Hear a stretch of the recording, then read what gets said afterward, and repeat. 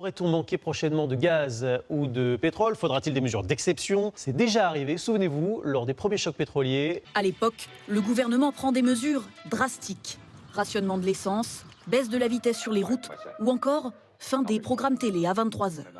C'est le début d'une vaste campagne pour inciter les Français à économiser de l'énergie, baisser le chauffage, éteindre les lumières.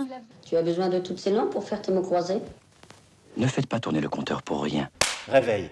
Je dis à tous les pays développés, n'attendez pas le réveil climatique pour vivre ce qu'on est en train de vivre sur le plan sanitaire. L'écologie, nous avons commencé à le faire, nous avons doublé le rythme de réduction de nos émissions de CO2 durant ces 5 dernières années. Le CO2 émis, le degré de réchauffement, la biodiversité, il y a quelque chose de supérieur à l'ordre économique. On doit accélérer, y compris moi-même. Maintenant, on doit encore aller plus loin et renforcer cet effort dans les 5 années qui viennent. Je pense qu'on doit beaucoup plus profondément changer notre modèle pour avoir ce que j'ai appelé cette résilience, c'est-à-dire la capacité à dire comment on prévient un risque de forte canicule, une détérioration de la qualité de l'air, un bouleversement de notre biodiversité qui va changer nos vies. C'est possible en acceptant de changer nos usages et en ayant au fond une écologie du quotidien et une écologie du progrès.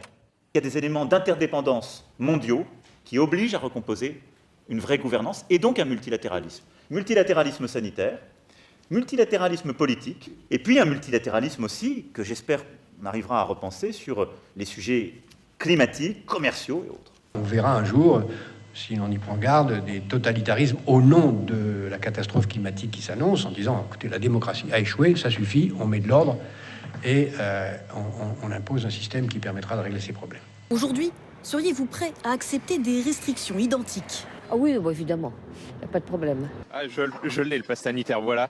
J'essaye d'économiser mon chauffage, mon eau chaude. Le serveur me l'a scanné et le tour est joué, je suis rentré, voilà. J'ai bu mon café en terrasse. Je fais pas la vaisselle pendant une demi-heure à l'eau brûlante. Moi j'ai mes 2 doses, donc et puis s'il faut passer par ce pass sanitaire, moi je dis allons-y, quoi. Si c'est dans l'intérêt collectif et c'est justifié, pourquoi pas, hein. Franchement, s'il faut passer par le pass sanitaire pour enrayer l'épidémie, allons-y, quoi.